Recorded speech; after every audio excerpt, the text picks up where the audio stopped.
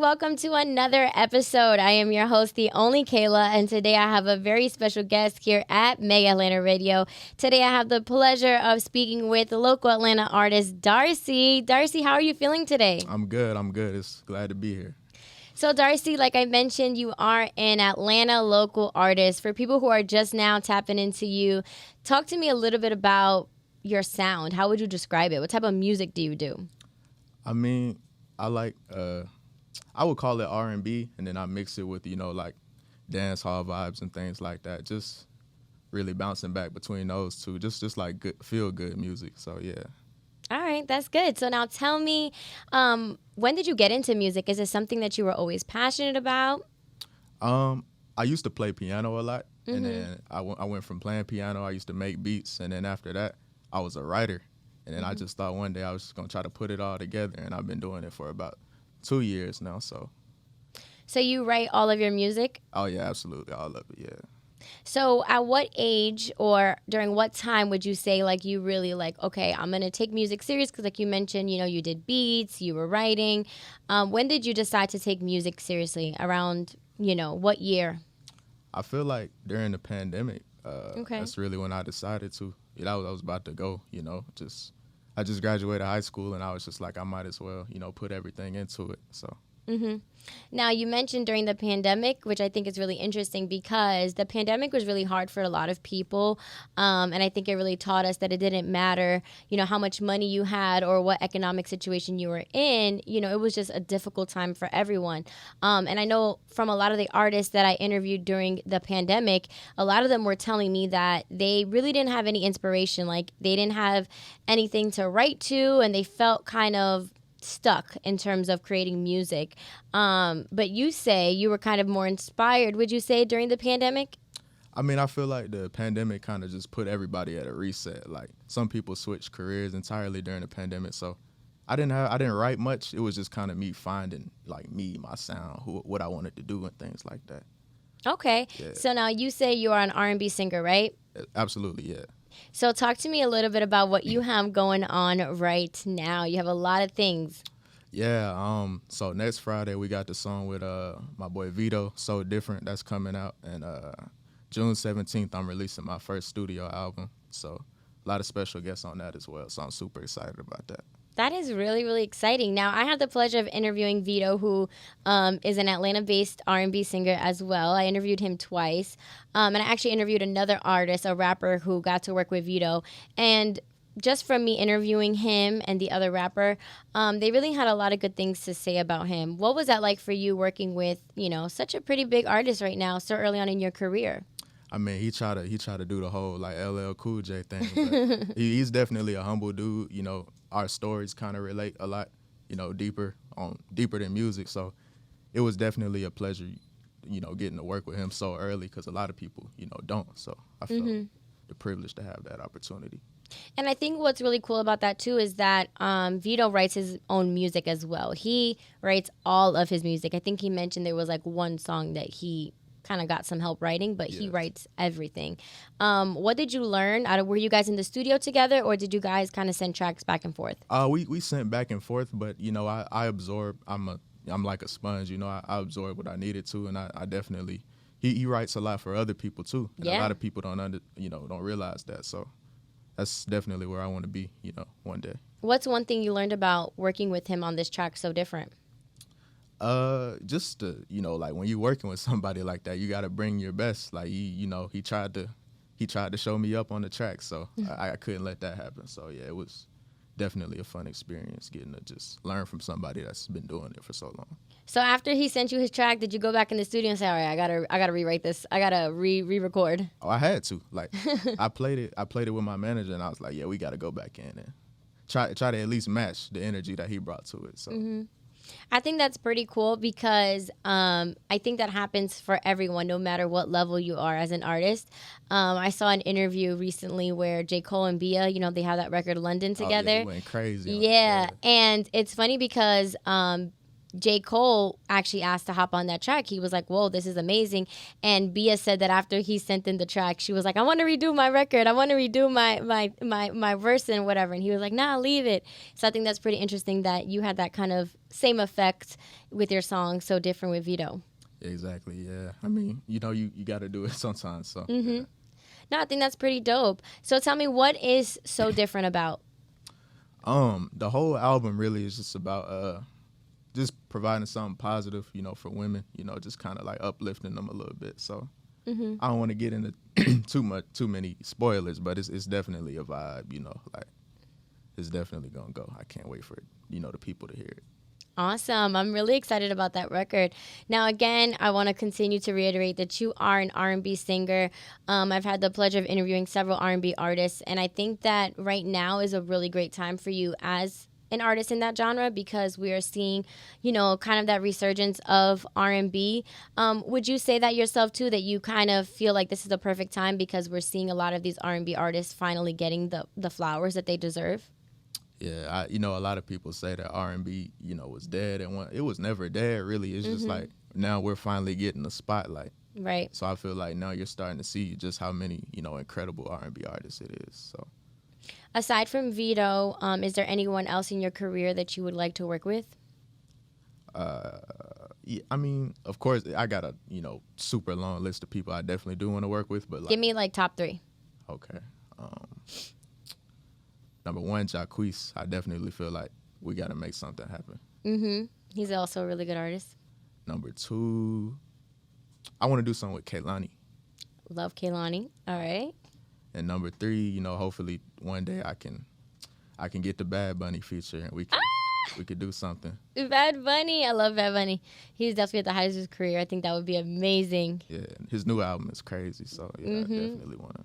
Definitely album of the year. Okay, so when is so different? When can fans get So Different? When does that come out? That comes out everywhere on May the 20th. Okay, on all streaming platforms, May 20th? All streaming platforms, yes. Okay, awesome. And I know you are also working on an upcoming project, your first solo debut project. Tell me a little bit about that. Title, features, what's going on? Okay, so as far as the features, VEDO's on there, as well as another Atlanta R&B artist, TK Kravitz. Okay. There's a couple more I won't spoil just yet, but yeah, that's gonna be dropping everywhere June 17th, and I'm super excited about the album. Like it really embodies the whole idea that So Different does. So it's just a playlist of vibes, really. And now, how many tracks are you gonna have on this album? It's at like 15 right now. Wow. My management's telling me to kind of keep it low, so maybe 12 to 15. Yeah, we'll see. And what was the creative process like for you putting this album together? Because 15 is a lot of songs, and I think that's amazing for people, especially your first debut album, to kind of really take in everything of you as an artist. So what was that creative process like putting all of that together? I don't really rush myself when I make music. So there's times where I might write, a verse and then leave it alone for like 2 weeks or so. So I feel like it was the first time I ever, created a body of work that I took my time with, and then I did it, how I wanted to do it. So I'm definitely excited about it.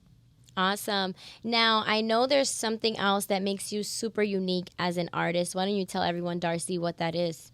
Oh, yeah. So, I do have a visual impairment, and I don't know if I'm the only artist with that, but I think I am. So, yeah, that definitely has a huge role on, making me who I am today. And that's really me. So I definitely do embrace that. And, yeah. And now talk to me a little bit about your journey with your visual impairment. What has that been like? I mean, it's been... I can't really say it's been like hard or easy because I've been like this for so long. Like I said, it's part of me. Like I used to be, I was an athlete, and then once I lost my vision, I kind of put that down, and that's really where I found my love for music. And from there, it just kind of took off. So it was really like a blessing in disguise almost. Do you think that you're going to be able to reach a totally different audience of fans because of that, like people who can relate to you? I feel like I can reach everybody just based off of how like authentic I am. Like showing you that I'm regular, you know, like I'm not any kind of, I'm just a normal dude. So yeah, I definitely do think I got a song for everybody. That's how I look at it. Mm-hmm. No, I think that's definitely great. Now you did mention that you are from Atlanta. Are you born and raised in Atlanta? Born and raised, yeah. So what part of Atlanta are you from? I lived in College Park, and then I moved to like west of Atlanta later on in life. So what was it like growing up here in Atlanta? Because I like to pick the people, like their brains, the people who are from Atlanta, because like I mentioned, I'm from New York. So okay, what was it like growing up in Atlanta? It's a lot of love, like way more love than people think it is. Like if your head is on straight, everybody's gonna try to empower you and uplift you to do something. Like when they see that you got something in you, they're gonna try to maximize it to the biggest potential that they can in support of you. So yeah. So do you think that you've been receiving a lot of love ever since you came out and said, "Hey, I'm an artist. I'm gonna do music now"? Oh yeah, of course, yeah, absolutely. It's been nothing but positive love and things like that. So I can I appreciate that a lot. Awesome. So tell me a little bit more about you as an artist that you think fans would want to know more about. I write all my songs. Hopefully soon I can get to the point where I'm writing for other artists. That's definitely something I want to do. Really, like I said, just R&B, reggae type of blend. That's where I would put myself. And I make music for everybody. Like everybody has a song of mine that they can click on and relate to. So yeah. Yeah, it's funny you mentioned that because that was actually going to be my next question was, you did mention that you are a writer, which I think is a skill set that not a lot of people have and that a lot of people take for granted. When we see these big artists have these breakout songs, we're like, oh, wow, you kind of almost attribute the artist to that song, like if they wrote it. Yeah. But I think now we're seeing writers finally get, the credit that they deserve. They put in a lot of hard work, a lot of hard hours, and they are really the vehicle that, provides these artists with these big songs. So, yeah, I would definitely like to see you write for other artists. Is there someone on your list that you would like to write for? Man, just any, like I love music so much that every artist has at least one song that I like. I wouldn't turn down the opportunity to work with anybody. Like I love everybody's art and what they do and the process because I know what goes into it. So yeah, I can definitely appreciate everybody's art. Awesome. Now, again, like we mentioned, you are from Atlanta. Is there an Atlanta artist that you would say is on the rise besides, of course, you, Darcey? On the rise. Atlanta's in a spot right now where it's kind of it's waiting for somebody to be on the rise. I think like everybody's from Atlanta is doing like super well for themselves right now. So I don't think anybody's necessarily underground in Atlanta. Yeah. Now, your record with VEDO is So Different. Is that going to be your first single as an artist? Or did you put out music before that? The record that I had told you I had with TK Kravitz, that's currently already out. It's called Controlling Me. And that's done, super well for me. So, but yeah, I'm definitely excited about the one with VEDO as well. So in other words, fans are like, this is a highly anticipated project coming from you. Oh yeah, of course. Like everybody knows what time it is. Like I'm ready.